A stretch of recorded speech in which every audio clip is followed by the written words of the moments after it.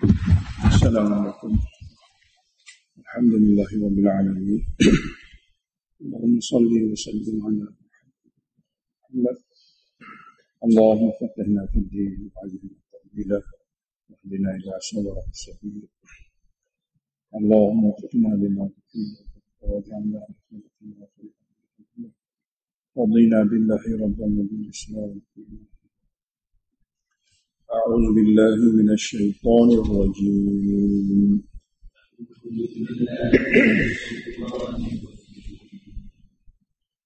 بسم الله الرحمن الرحيم.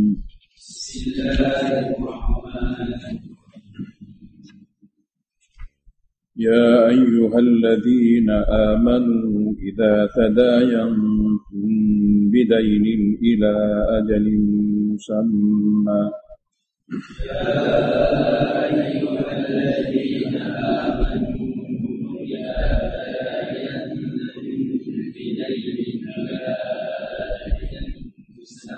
إلى أجل مسمى فاكتبوه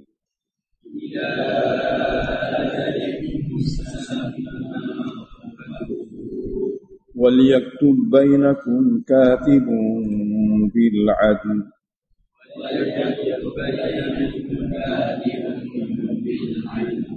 ولا يأب كاتب أن يكتب كما علمه الله فليكتب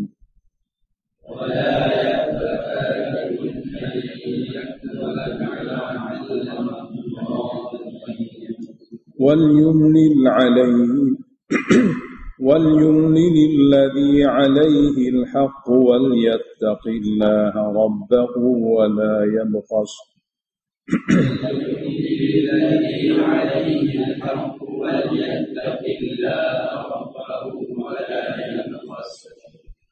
ولا يبخس منه شيئا فإن كان الذي عليه الحق سفيها أو ضعيفا أو لا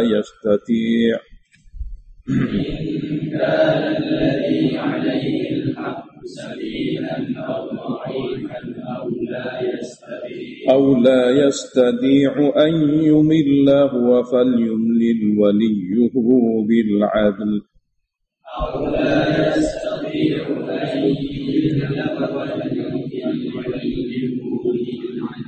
واستشهدوا شهيدين من رجالكم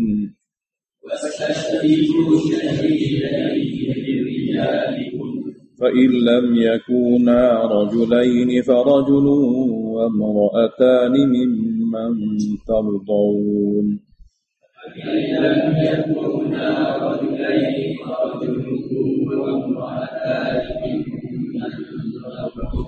ممن ترضون من الشهداء أن تضل إحداهما فتذكر إحداهما الأخرى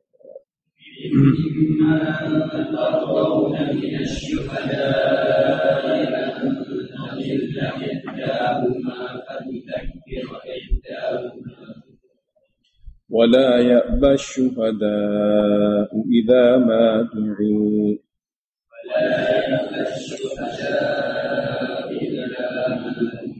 ولا تسأموا أن تكتبوه صغيرا أو كبيرا إلى أجله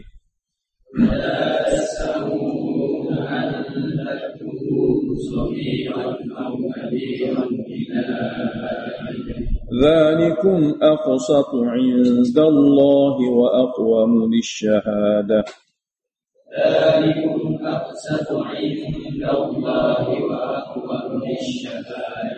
وأقوم للشهادة وأدنى ألا ترتابوا إلا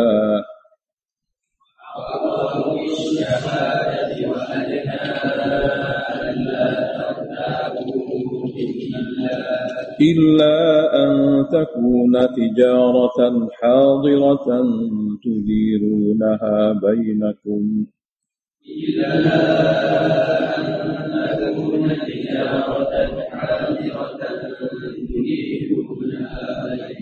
فليس عليكم جناح ألا تكتبوها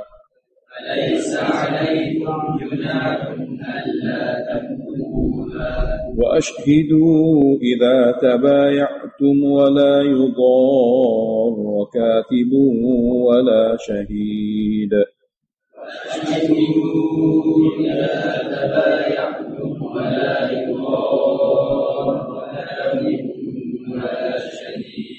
وإن تفعلوا فإنه فسوق بكم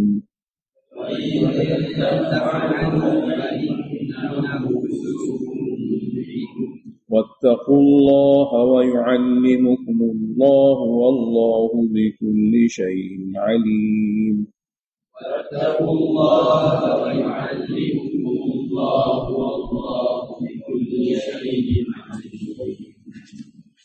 Ini juga di antara umur munazimah, yaitu urusan hutang piutang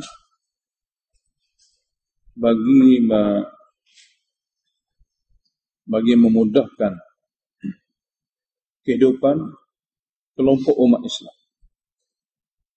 Ada satu keadaan seorang itu berhajat lebih untuk diguna sebagai modal. Bukan kerana dia miskin, tapi kerana dia nak guna modal bagi sesuatu perniagaan yang dikira agak besar. Jadi dalam kelompok umat Islam atau kelompok manusia yang ramai, ada satu keadaan urusan itu perlu dibuat dengan modal yang besar. Kita ketepikan masalah orang hutang kerana tak cukup keperluan. Ada suatu keadaan berhutang dengan sebab untuk menguruskan satu perniagaan yang besar. Yang mana perniagaan yang besar kadang-kadang dapat menampung banyak kemudahan bagi kelompok. Jadi biasa kita berhutang kerana tak cukup belanja. Biasa seperti itu. Atau kita kehilangan duit, atau ditimpa musibah yang terpaksa kita kena guna dalam masa yang terdekat. Katakanlah berlaku kemalangan atau berlaku sesuatu perlu rawatan yang sangat besar belanja dia. Itu juga sudah biasa. Tapi ada suatu keadaan untuk mewujudkan suatu bentuk perniagaan yang berhajat kepada belanja yang sangat besar. Orang itu sudah kaya, tapi belanja dia nak guna sangat besar. Maka dengan kekayaan yang ada itu tak cukup, dia juga akan berhutang. Bermakna hutang piutang adalah merupakan suatu penyelesaian untuk kemudahan hidup masyarakat yang berkelompok. Katalah nak bina pasar raya yang besar, yang dalam tu ada kemudahan segala-gala. Nak bina jeti ataupun pelabuhan, ataupun nak bina kapal, semua tu berhajat kepada jumlah duit yang sangat banyak. Seseorang yang kaya dengan seorang dia sendiri itu tidak cukup. Lalu dia perlu kepada tambahan. Jadi dia kumpul dengan cara berhutang. Jadi kesimpulannya tajuk ni adalah tajuk hidup bermasyarakat.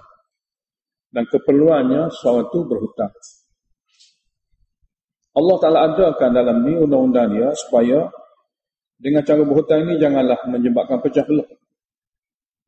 Asal maksud berhutang adalah untuk menyelesaikan masalah, untuk memajukan, untuk mempermudahkan masalah-masalah diri sendiri ataupun masalah masyarakat atau kelompok. Biasanya berhutang untuk memudahkan. Tapi janganlah tajuk hutang ini sampai membawa kepada pecah belah. Jadi asalnya untuk kebaikan, tapi tak kena cara akan jadi keburukan dengan sebab pecah belah, perseteruan, permusuhan. Kurang kerana keengganan untuk bayar satu perkara biasa. Yang keduanya, silap di dalam tuntutan hutang. Silap. Satu orang tu dia berhutang satu jumlah daripada ramai orang. Dan dia telah bagi dan bayar dan jelaskan hutang tu kepada sebahagian.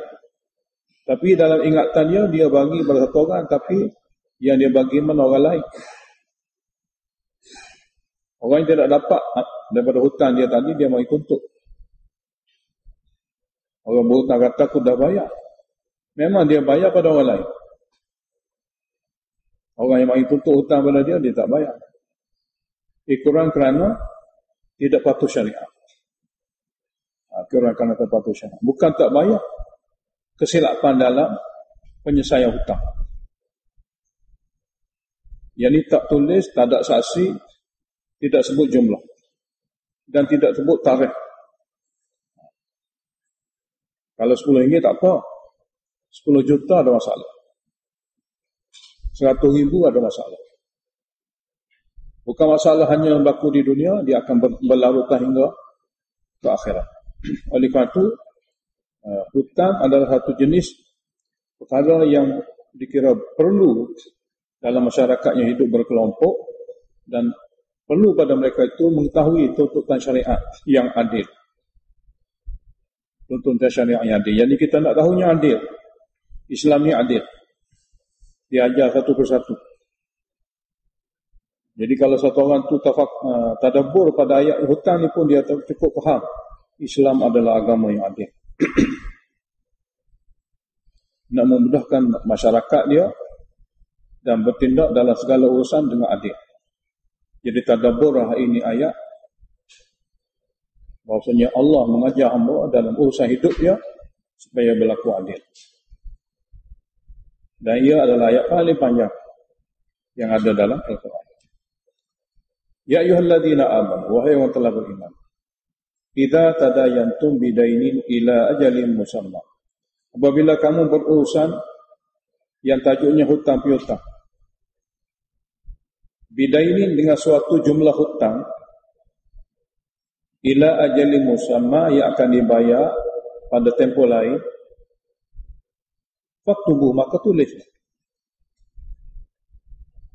Tulis. Jadi tulislah ini dua pandangan ulama. Jumhur ulama sunnah.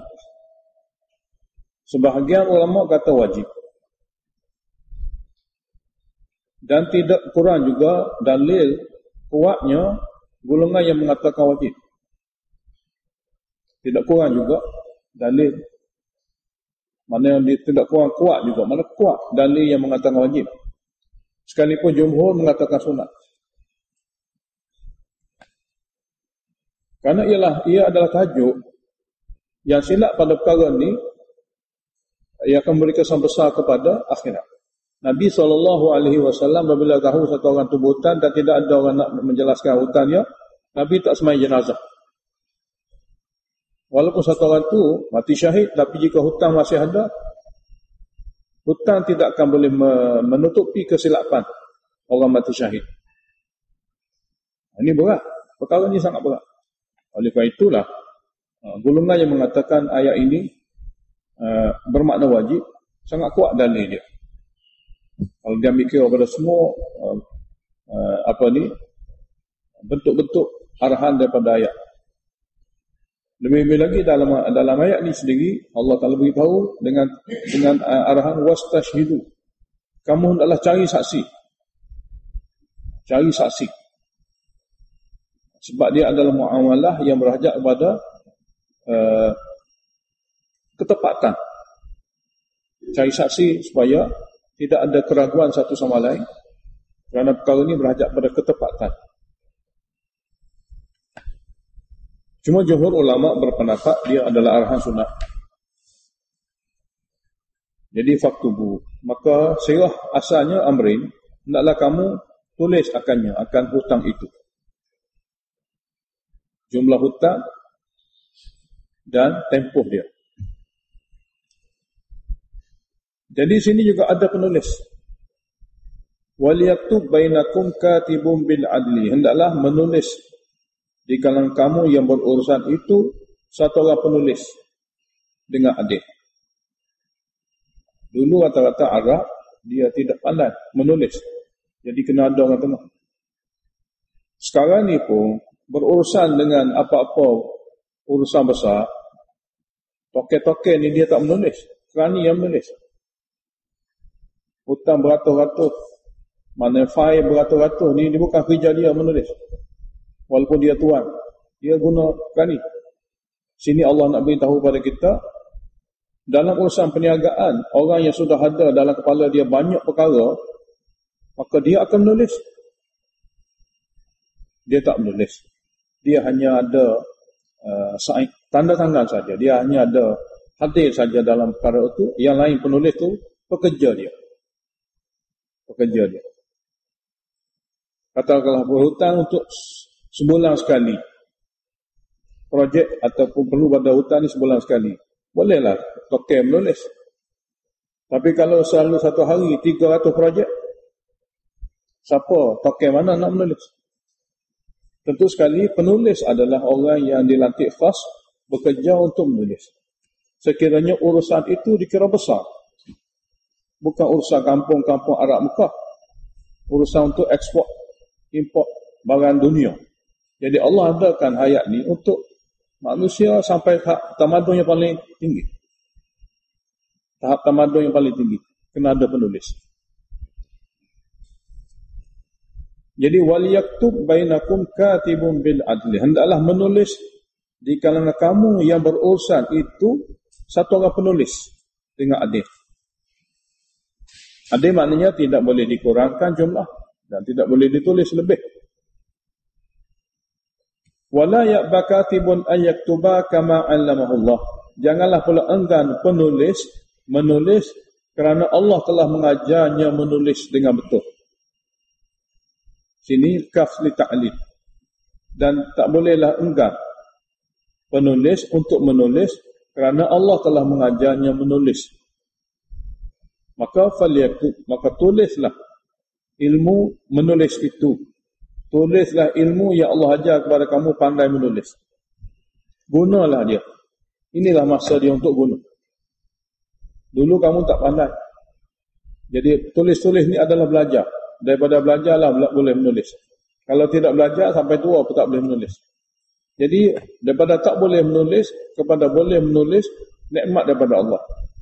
Jadi Allah ajar kamu tulis. Dan Allah dia ajar hamba menulis perkara yang adil. Allah tak ajar khianat, Allah tak ajar silap. Allah ajar hamba dia perkara yang betul-betul yang adil.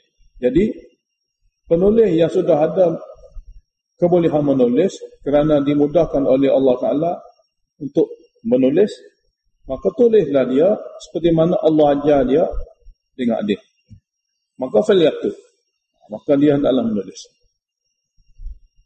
Jadi kedudukan ayat ni tulisan adalah satu perkara yang dituntut dalam agama.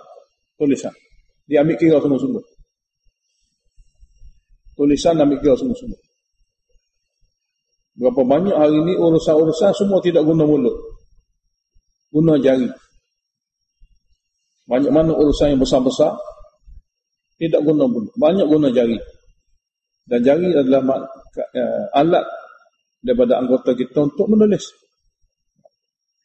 Urusan besar-besar tidak banyak cakap. Nulis banyak. Kalau kita pergi ke pejabat tu, semua kerja duk menulis. Semua jari yang bergerak. Mulut tak bercakap. Kadang-kadang satu hari berapa kalimah saja dia bercakap. Tapi tak jari dia banyak mana dia guna. Berarti menulis adalah satu jurusan yang penting dalam kehidupan manusia. Allah beritahu. Allah beritahu. Kemudian macam mana cara nak menulis? Hendaklah ada bunyi, hendaklah ada tangan bergerak. Jadi guna mata, guna telinga, guna jari. Tiga-tiga ni kena ada. Sebab orang yang berhutang ataupun orang yang memberi hutang, kadang-kadang dia buta huruf. Kalau pakai diam, dia tak tahu apa pun yang ditulis. Maka jutawan ni dia tak pandai menulis. Dia sanggup bagi hutang. Jadi penulis duk tulis. Dia kata, apa kamu tulis semua ni? Baca. Jadi orang buta huruf dia nak dengar. Daripada dengar jumlah 1 juta, 2 juta, 3 juta, okey. Tapi kalau tak dengar, orang buta huruf macam mana nak tahu? Tengok syariat agama Allah. Jadi dalam masa urusan nak menulis, dengan ada bunyi suara. Supaya semua lapisan yang tak pandai membaca pun boleh faham bahawasanya suatu jumlah sudah ditulis yang akan dibayar oleh orang ni, dan dua saksi untuk membuktikan adil. Dua saksi untuk membuktikan urusan ini dibuat dengan cara adil. Kalau tidak ada tiga-tiga ini, warak macam mana pun orang tu dia tak akan bagi. Tanpa tulisan, tanpa watiqah, tanpa surat perjanjian, orang tak bagi walaupun baik macam mana pun. Apabila ia berjumlah juta, berjumlah RM10, dia tak ada masalah. Berjumlah ratus ribu dan juta, murah hati macam mana pun untuk berurusan perkara seperti ini, berhajat pada surat perjanjian.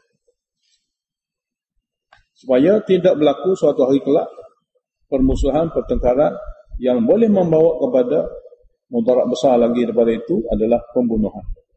Jadi tulis ni ada. Jadi apa cara dia? Wal yumlil ladhi alaihil haqu. Hendaklah membaca orang yang wajib membayar hutang itu hutangnya. Mana baca berserta satu orang menulis. Sama ada dia baca, dia tulis, atau dia baca, orang lain tulis, atau siapa-siapa pun. Biar ada suara bunyi dan suatu tangan sedang menulis. Itu mana imlal. Wal yumlil alladhi alaihil haq. Hendaklah membaca sendiri orang yang berhutang hutangnya sambil dia tulis, sambil ada lain penulis. Ataupun mana-mana wakil yang dia pilih untuk membaca hutang dan menulis, biar baca depan dia dan biar tulis. Jadi wal yumlil ladhi alaihil haq. Di sini Allah Ta'ala beritahu kepada kita orang yang akan bayar hutang itu tulis, saya telah berhutang 1 juta. Jadi dia sendiri tulis dan dia sendiri baca. Atau wakil dia, tuan ni telah berhutang 1 juta dengan daripada tuan ini, wakil dia baca. Lepas tu tulisan pun sedang ditulis. Dua saksi tunggu dengan tengok. Tunggu dengar dan tengok apa yang sedang berlaku. Jadi wal yumlil ladhi alaihil haqu, hendaklah menulis berserta baca orang yang berhutang, sebab dia yang akan bayar. Karena dengan cara ni dia tidak boleh menafikan, sebab hutang ni dia baca sendiri. Bukan kata pemberi hutang baca, aku bagi hutang kepada kamu 10 juta. Pembayar hutang dia kata, kamu kata 10 juta, aku tak mahu 10 juta. Kamu bagi boleh jadi 10 juta, aku nak 9 saja. Jadi yang akan bayar baca sendiri. Aku berhutang, saya berhutang 1 juta. Sebab apa? Sebab tanya bayar, dia akan bayar. Jadi penafian daripada dia sendiri sukar untuk dia elakkan. Jadi dia kata, saya akan bayar hutang yang saya tulis, hutang yang saya baca. Jadi wal yumlil ladhi alaihil haq, adalah menulis lagi membaca orang yang akan membayar hutang, orang yang menangguh hutang. Wal yattaqillaha rabbah.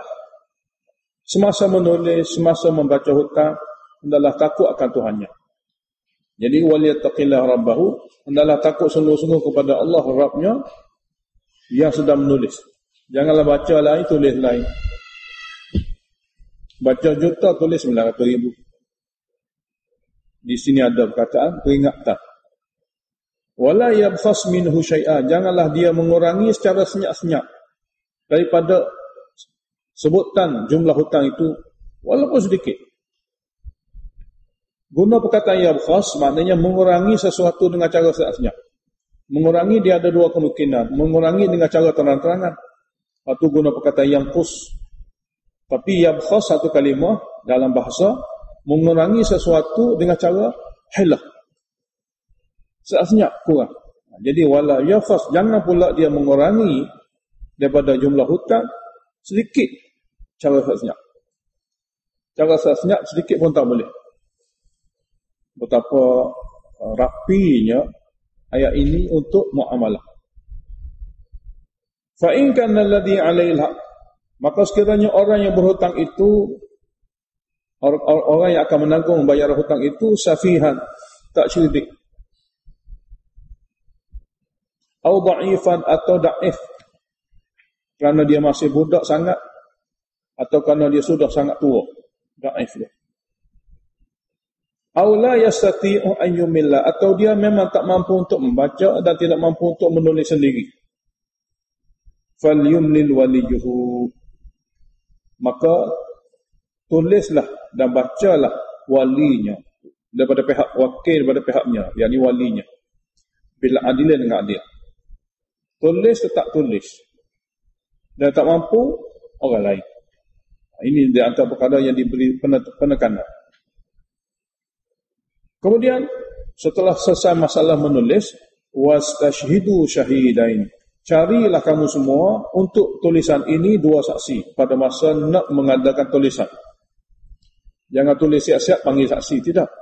Carilah kamu semua 2 saksi lelaki yang adil. Jadi 2 saksi semasa penulisan hutang ni nak ditulis. Min rijalikum, daripada kalangan lelaki kamu yang beriman. Fa illam yakuna rajulain, jika sekiranya tidak ada 2 lelaki dan urusan perlu dibuat, fa rajulun wa mar'atan, 1 lelaki 2 wanita, jadi 3 semua sekali, sudah memadai. 1 orang lelaki, 2 wanita bagi mewakili 1 orang laki-laki lain. Mana dia sepatutnya 2 lelaki, oleh kerana ada 1 orang saja, ganti bagi 1 orang lain tu 2 perempuan. Siapa dia yang akan jadi saksi ini? Mimman tardawun, daripada orang yang kamu berpuas hati, yang kamu tardawun ni, yang kamu setuju, yang dikira muktabar, boleh dipercayai, minasyuhada, daripada para saksi, bukan sembarangan. Orang daripada orang Islam yang mimman tardau, daripada orang yang kamu setuju, berpuas hati, kerana mereka adalah golongan yang dipercayai daripada golongan saksi. Kenapa pilih 2 perempuan ganti 1 orang lelaki? Biasanya antadilla ihdahuma fatudhakkiru ihdahuma al-ukhra. Jika terlupa salah seorang daripada 2 perempuan itu, maka seorang lagi akan mudah mengingatkan akannya. Oleh kerana wanita dia sedikit sebanyak dia ada kekurangan di sebuah badan ini. Jadi untuk ganti 1 orang lelaki, 2 orang wanita, yang mana boleh berkongsi bagi menguatkan lagi penyaksian. Jadi dipilih 2 tu, sekiranya terlupa salah seorang di antara 2 tu, 1 orang lagi dia boleh mengingatkan. Asalnya nak supaya saksi ini ingat. Wala ya'ba syuhada, janganlah pula para saksi yang boleh menjadi saksi itu enggan untuk menjadi saksi idza du'u, apabila dia dipanggil. Apabila mereka yang berhak menjadi saksi, layak menjadi saksi, janganlah pula enggan untuk menjadi saksi mereka itu apabila dipanggil. Jika semua sekali pakat enggan, muamalah apa pun tak jadi. Wala tas'amu, dan jangan kamu jemu dan bosan, antaktubuh, untuk kamu menulisnya hutang-hutang itu, saghiran atau kabiran, jumlah sedikit atau jumlah besar, ila dengan mana ma'a, bersama dengan tempoh bila nak bayar. Yang kamu jemu nak menulis jumlah kecil atau jumlah besar kepada tempoh yang akan dibayar. Boleh jadi jumlah kecil untuk satu urusan, jumlah besar untuk satu urusan. Dia tak boleh dicampur aduk. Kadang-kadang 1 orang tu dia nak bayar hutang-hutang dia yang jumlah kecil dulu, dia langsaikan. Satu masa dia akan jelaskan juga jumlah yang besar. Jadi muamalah yang berbeza itu sebenarnya hendaklah ditulis. Jangan dibuat cara rawak. Hutang kamu 30 juta. Rincikan. Mana hari ini kamu berhutang 10,000. Kemudian 300 ringgit. Kemudian 15,000. Semua itu kena tulis supaya masa penjelasan hutang mudah. Jadi janganlah kamu jemu untuk menulisnya jumlah hutang itu, walau jumlahnya kecil ataupun besar, berserta dengan tempohnya. Tempoh setahun, 2 bulan, dan sebagainya. Perlu sangat kepada tempoh ni, mudah bagi orang nak bagi hutang tu, boleh dia punya urusan. Duit saya nak guna 2 tahun lagi. Tapi kalau kamu berhutang dalam masa setahun ni tak apa. Jadi hutang ini dalam tempoh setahun. Sebab 2 tahun lagi Tuhan dia nak guna duit. Kalau tidak ada tempoh, dia kata nantilah. Kita nak guna dalam masa 2 tahun, dia 5 tahun tak bayar lagi. Dan nak bawa kes mahkamah, hutang terbuka mana tidak tahu bila nak bayar. Dia boleh menipu, boleh berdalih. Jadi memberi kesan besar kepada penyelesaian hutang. Dan orang nak bagi hutang pun kalau tak tahu tarikh nak bayar, nak bagi sikit-sikit dia tak bagi jadi. Dia kira tak jadi. Saya ada duit, saya nak guna juga. Tapi kalau kamu tak beritahu bila nak bayar, macam mana saya nak bagi? Sikit pun tak bagi. Jadi tulis tarikh bila nak bayar juga memberi kesenangan pada orang nak bagi hutang, pada orang nak menagih hutang. Nak menagih hutang kepada mahkamah. Dia telah berhutang dengan saya untuk dibayarnya setahun. Sudah berlaku tempoh. Kita minta supaya dia jelaskan. Jadi tempoh sudah tamat. Barulah dia boleh bawa kes ini kepada yang lebih bertanggungjawab. Jadi ila ajalih dengan mana ma'a ajalihi, bersama dengan tempohnya. Itulah tuntutan syariat yang adil. Dzalikum, menulis hutang beserta tempoh dan saksi, aqsatu indallah, lebih adil cara dia di sisi agama Allah. Pertamanya lebih adil. Sebenarnya wahai hamba, di sisi Allah ini cara lebih adil. Walaupun kamu fikir dengan kepala kamu ada lagi cara lain, itu di sisi kamu, di sisi otak kepala kamu. Tapi di sisi Allah, inilah cara ambil adil. Bermakna Islam mengajar keadilan. Di sisi Allah, di sisi yang mensyariatkan hukum, di sisi yang mensyariatkan Islam, ini adalah cara adil. Yang kedua, wa aqwamu lisyahadah, yang lebih teguh untuk dibawa kepada penyaksian, untuk diadili. Dengan cara adanya saksi, adanya tulisan, adanya tulisan ini dibaca. Semua ini adalah suatu cara yang lebih teguh lisyahadah, untuk diadakan sebagai saksi dalam urusan hutang piutang.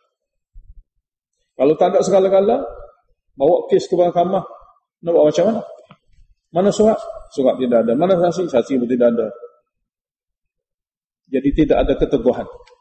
Jadi dengan cara tulisan, saksi, semua ini aqwam, lebih teguh, lebih kukuh untuk penyaksian. Yang ketiga, wa adna alla tartabu, dan lebih dekat kepada kamu tidak akan meragui. Berbanding dengan banyak cara. Cara-cara lain ada, tapi cara inilah lebih dekat kepada keadaan kamu tidak meragui. Sama-sama kamu, apabila ada cara ni, dia lebih dekat, tidak jauh, untuk kamu tidak meraguinya. Contohnya, saya telah bayar kepada kamu. Aku telah bayar kepada kamu. Pemberi hutang kata, tak sampai duit pada aku. Sedangkan dia memang bayar pada orang lain. Sebab tulis-menulis pun tidak ada. Jadi sudah berlaku keraguan kerana tulis tidak ada. Orang ni memang bayar pada orang lain, dia ada ingat pada orang lain. Itulah apa yang akan berlaku. Jadi dengan cara tulis-menulis lebih hampir kepada keadaan kamu tidak akan meragui satu sama lain. Illa an takuna tijaratan hadiratan, kecuali urusan itu jenis perniagaan tunai. Kecuali urusan itu jenis perniagaan tunai. Tudidunaha bainakum, yang kamu adakan, yakni kamu uruskan, jalankannya di kalangan kamu secara tunai. Falaisa alaikum junah. Ini pun memberi makna sokongan wajibnya menulis hutang. Sebab cara tunai tidak ada kesalahan alla taktubuha, kalau kamu tak menulisnya pun. Sebab duit dapat dah, barang pun dah dapat, tunai.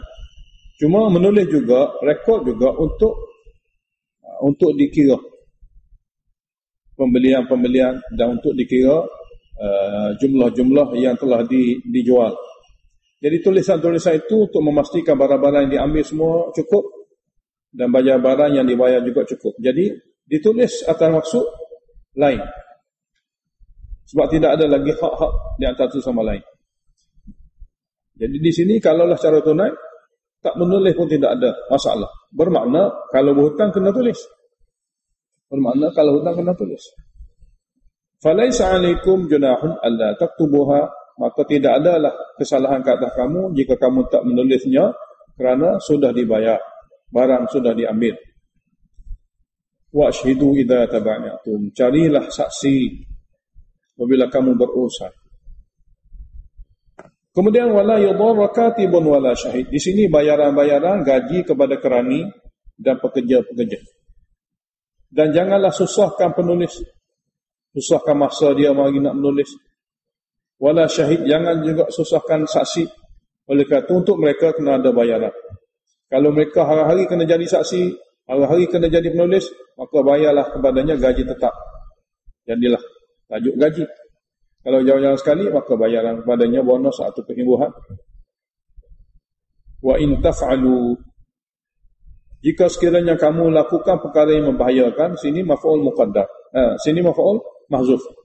Wa in taf'alul mudhar, sekiranya kamu melakukan perkara yang membahayakan, fa innahu fusuqum bikum, sesungguhnya melakukan perkara bahaya itu satu perkara yang fasik yang menyebabkan dosa besar kepada kamu. Wattaqullah. Kesimpulannya, ini adalah syariat Allah. Tulis menulis. Hendaklah kamu takut sungguh-sungguh kepada Allah, jangan abaikan syariatnya. Nanti kamu akan kecewa. Boleh jadi menyebabkan kamu berseteru, berbalah dan membawa kepada kemurkaan Allah. Wa yu'allimukumullah, dan Allah Ta'ala mengajar kamu. Dan Allah Ta'ala mengajar kamu sentiasa akan syariatnya supaya kamu hidup dengan damai. Muamalah kamu dibuat dengan cara adil. Dan kamu akan dapat selamat di akhirat. Wallahu bikulli syai'in alim. Dan Allah Ta'ala maha mengetahui akan segala sesuatu. Jadi syariat yang dia buat ni kerana dia tahulah. Bukan dia tak tahu. Dia tahu perangai manusia. Dia tahu manusia suatu hari kelak akan menjadi satu keadaan yang sangat maju. Walaupun syariat ini dibuat diwujudkan pada masa Nabi SAW, tapi kegunaan dia sampai hari ini, sampai bila-bila, sepanjang zaman. Undang-undang yang direka oleh manusia dengan kepala masing-masing, selepas 100 tahun kepala baru mari tukar. Tak sampai 100 tahun dah tukar-tukar, berkali tukar kepala manusia. Tapi daripada syariat Allah tak pernah bertukar tu. Sesuai sepanjang zaman. Cuma manusia saja tidak ingin mendekati. Tak ingin memahami betapa adilnya syariat Allah.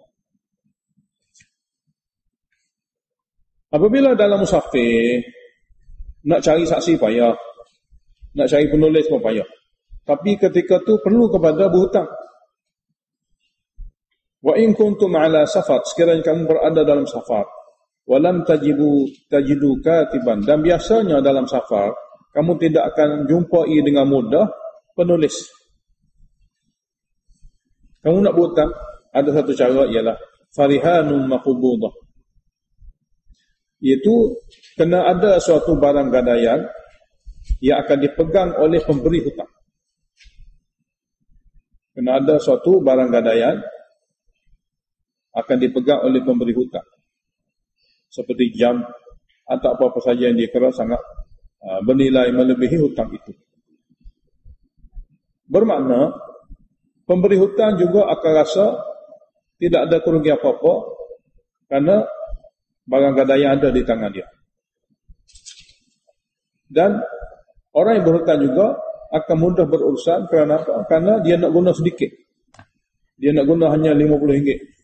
Dia gadai jam dia harga 300. Jadi apabila selesai masalah dia, RM50 ni pun daripada ni lah boleh jadi berbagai-bagai. Dan apabila cukup masa, dia akan tebus balik. Supaya menyenangkan urusan hamba. Allah adakan bentuk gadaian. Fa in amina ba'dukum ba'dan, maka sekiranya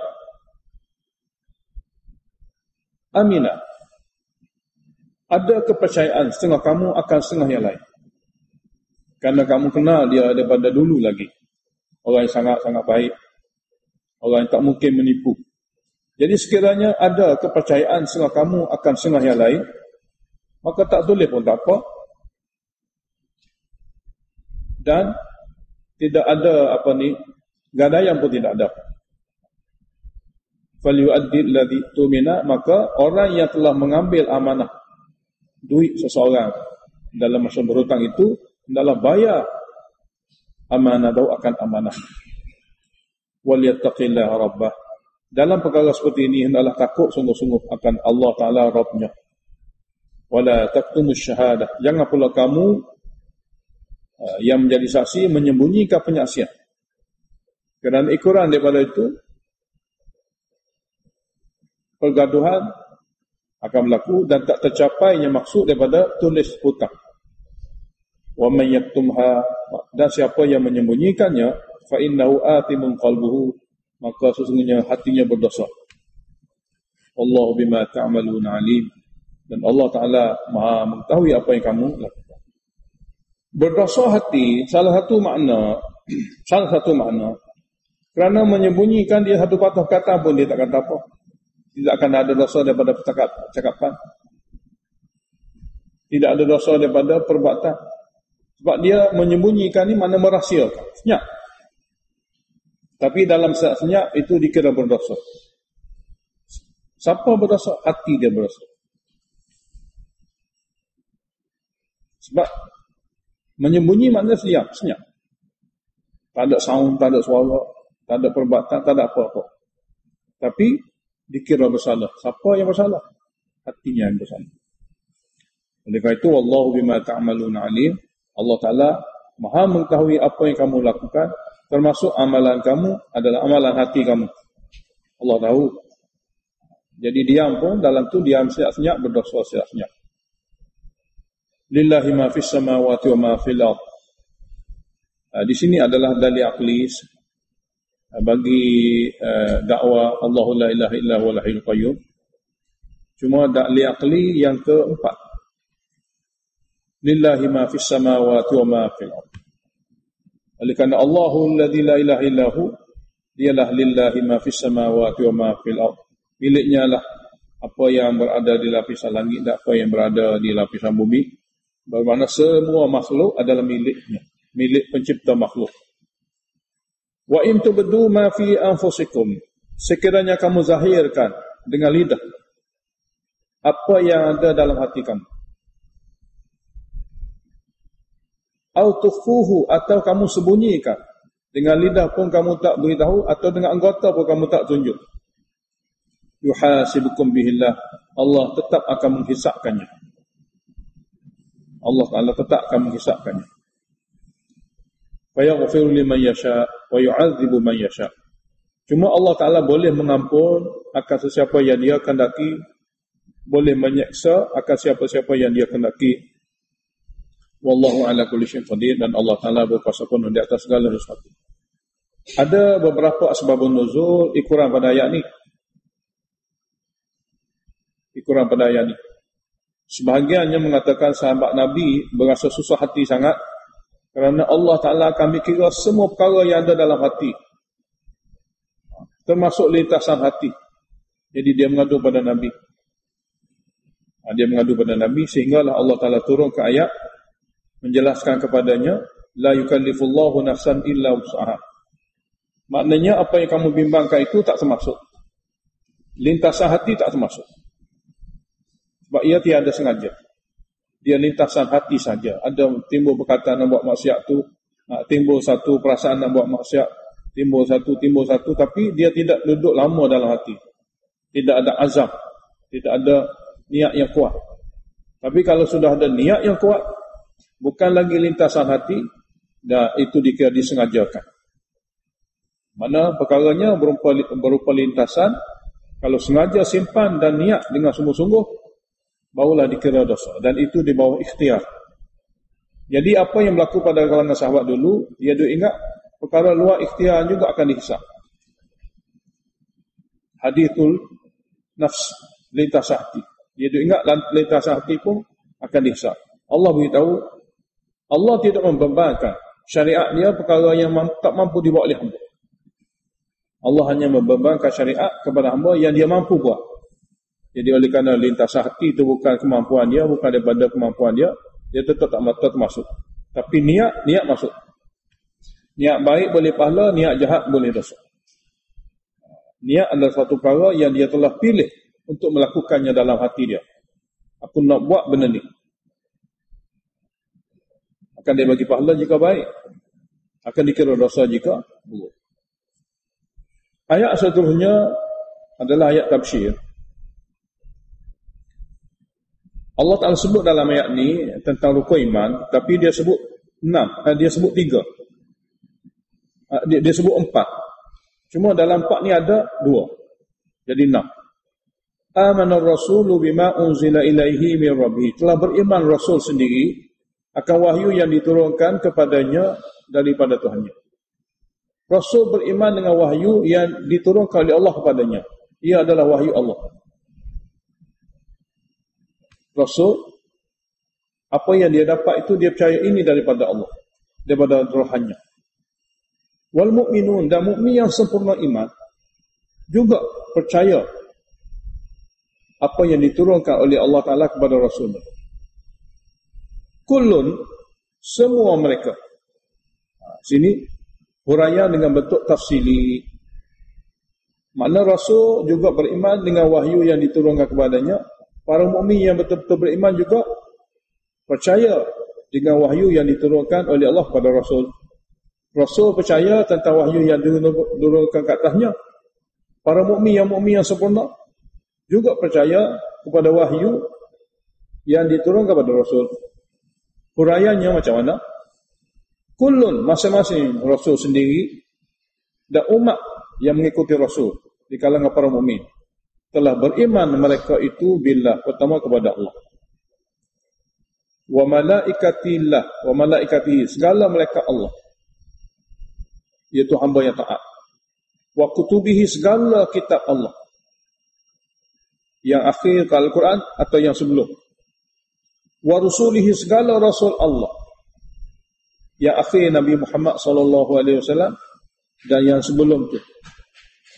Jadi 4 rukun iman. 2 lagi ada, iaitu takdir, dan satu lagi akhirat. Takdir dan akhirat berada dalam kitab. Takdir adalah penjelasan daripada Allah Ta'ala dalam kitabnya. Akhirat juga penjelasan Allah Ta'ala dalam kitabnya.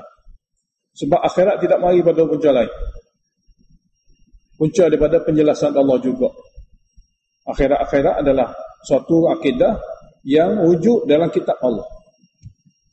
Allah beritahu akhirat. Tanpa dia kita tak tahu. Dia beritahu macam mana sampai ke syurga neraka. Takdir juga adalah merupakan suatu perkara yang dijelaskan oleh Allah dalam kitabnya. Jadi walaupun disebut 4, dalam ni ada 6. Dalam perkara Rasul, cara beriman kepada Rasul ialah menerima semua, mengikuti satu. Mana menerima semua itu Rasul adalah pilihan Allah yang mengikuti pada akhir zaman Muhammad SAW. La nufarriqu baina ahadin min rusulihi, kami tidak membeza-bezakan mana-mana Rasul daripada Rasul Allah. Yakni tidak membeza-bezakan dengan sebahagian beriman, sebahagian menolak. Seperti Yahudi, seperti Nasara. Dua-dua agamawan yang ada hingga hari ini, dia jenis iman dia tentang Rasul tak betul. Dia beriman dengan Nabi Musa, dia tolak Nabi Muhammad. Dia beriman dengan Nabi Isa, dia tolak dengan akan Nabi Muhammad. Jadi iman jenis itu tak betul. Jadi nak menjelaskan iman yang dituntut adalah la tafriq, tidak boleh membeza-bezakan. Yang ini sepatutnya Nasara dia kena beriman dengan Nabi dia, beriman dengan segala Nabi sebelumnya, dan beriman juga dengan Nabi akhir zaman yang membawa kepada dia kena ikut agama Islam. Itu makna beriman kepada Rasul. Begitu juga Yahudi, dia kena beriman dengan Nabi dia, dan beriman dengan Nabi Isa selepasnya, dan beriman dengan Nabi Muhammad SAW, Nabi yang terakhir, yang membawa kepada dia pun kena ikut Islam. Jadi kalau membeza-bezakan itu bukan iman. Jadi Allah Ta'ala tegaskan di sini, iman sebenar ialah la nufarriq. Kami tidak akan beza-bezakan di antara mana-mana Rasul. Kami semua beriman. Kami juga beriman dengan Nabi Musa. Kami juga beriman dengan Nabi Isa. Kami juga beriman dengan Nabi Muhammad SAW. Cuma nak ikut zaman mana Nabi, zaman itulah dia. Mana, kalaulah akhir zaman, siapa Nabi pada akhir zaman? Nabi Muhammad, maka itulah Nabi yang kita ikuti. Wa qalu sami'na wa ata'na. Dan mereka para sahabat, mereka orang beriman, berkata sami'na wa ata'na. Kami dengar perkara-perkara yang dilarang, kami tak akan buat. Wa ata'na, kami taat perkara-perkara yang berbentuk arahan, kami buat. Ghufranaka Rabbana, kami memohon kepada Engkau, hai Tuhan kami, keampunan sekiranya ada kesilapan dan kesalahan. Wa ilaikal masiru, dan kepada Engkau lah kembalian. Ayat seterusnya adalah merupakan ayat berbentuk huraian lebih panjang mengenai ayat sebelum, iaitu wa in tubdu. Jadi sekiranya kamu zahirkan apa yang ada dalam hati atau kamu sembunyikannya, Allah akan hisab. Apa yang maksudkan Allah kena hisab? Allah akan hisab, iaitu la yukallifullahu nafsan illa wus'aha. Allah tidak membebankan kepada mana-mana orang, kepada mana-mana jiwa, kecuali kemampuannya, sekadar kemampuannya.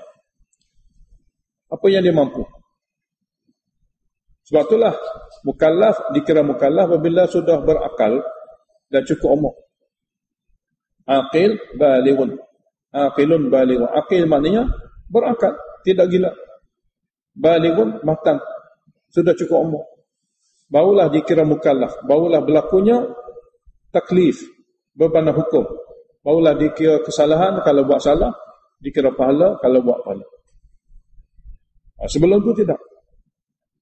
Jadi di mana ada kemampuan berikhtiar, maka di sanalah syariat akan dibebankan. Jadi Allah tidak membebankan kepada mana-mana hamba, mana-mana jiwa, kecuali kemampuannya, mengikut kemampuannya. Laha ma kasabat. Bagi dia, bagi manusia itu, bagi jiwa itu, apa saja kebaikan yang dia telah usahakan daripada ikhtiar, wa 'alaiha, dan dia akan tanggung dosa. Maka sebab apa yang dia telah usahakan daripada ikhtiar. Di sini Allah Ta'ala mengajar akan hamba berdoa. Allah Ta'ala mengajar hamba berdoa dalam berikhtiar. Dalam berikhtiar. Rabbana, wahai Tuhan kami, la tu'akhidna in nasina, janganlah kamu menghukum kami. Menghukum kami. In nasina, jika kami terlupa, au akhtana, atau kami tersalah. Kami terlupa atau kami tersalah. Dalam kitab Mushkilul Athar lil Imam Tahawi, makna nasina di sini dalam riwayat ada mengatakan tarakna amdan. Wahai Tuhan kami, janganlah kamu menghukum kami, sebab dia merupakan doa. Sekiranya kami tinggal dengan sengaja, itu makna terlupa. Au akhtana, ataupun tersilap. Maknanya dua-dua ni perkara yang berlainan. Cuma terjemahan biasa, wahai Tuhan kami, janganlah kamu hukum kami sekiranya kami terlupa atau kami tersilap. Rabbana wala tahmil alaina isra. Wahai Tuhan kami, janganlah pikulkan ke atas kami, atau janganlah letak ke atas kami bebanan yang berat. Kama hamaltahu ala alladhina min qablina, sebagaimana engkau pikulkan syariat yang berat kepada orang-orang dahulu sebelum kami. Di sini nak beritahu kepada kita, syariat akhir zaman tidak berat. Syariat akhir zaman tidak berat. Rabbana wala tuhammilna, wahai Tuhan kami, janganlah kamu bebankan kami. Di sini bebanan ni apa makna? Semasa untuk melakukan taat, janganlah ada sesuatu yang menyusahkan kami untuk melakukannya. Permudahkan kami untuk melakukan taat. Bagilah kepada kami kemampuan. Katakanlah seseorang tu dia nak sembahyang sampai tahap kesempurnaan. Mula-mula bagilah kemudahan dia dapat sembahyang. sudah biasa sembahyang, dapat sembahyang lebih baik lagi. Kemudian boleh sembahyang fardu semua sekali. Kemudian boleh sembahyang sunat juga. Jadi segala-gala syariat yang ada dalam kitab itu mudahkanlah kami untuk melakukannya pada tahap kesempurnaan. Jadi Rabbana wahai Tuhan kami wala tuhammilna, jangan bebani kami dengan ujian-ujian yang berat, ma la taqata lana bi, suatu ujian dan musibah yang menghalang kami, yang tak mampu bagi kami untuk memikulnya, yang terhalang kami untuk sampai ke puncaknya, yang kami tak mampu untuk meneruskannya. Wa'fu anna, maafkanlah kami. Maafkanlah kami ada hubungan dengan la tu'akhidna. Waghfir lana, dan ampunlah kami ada hubungan dengan wala tahmil. Warhamna, dan kasihanilah kami ada hubungan dengan wala tuhammilna. Anta maulana, engkaulah pelindung kami di dunia dan di akhirat. Fansurna, maka tolong dan bantulah kami alal qaumil kafirin, untuk mengalahi kaum yang kafir. Kita akan baca malam ini. Alhamdulillahirabbil alamin. Allahumma shalli wa sallim ala Muhammadin wa ala ali Muhammad.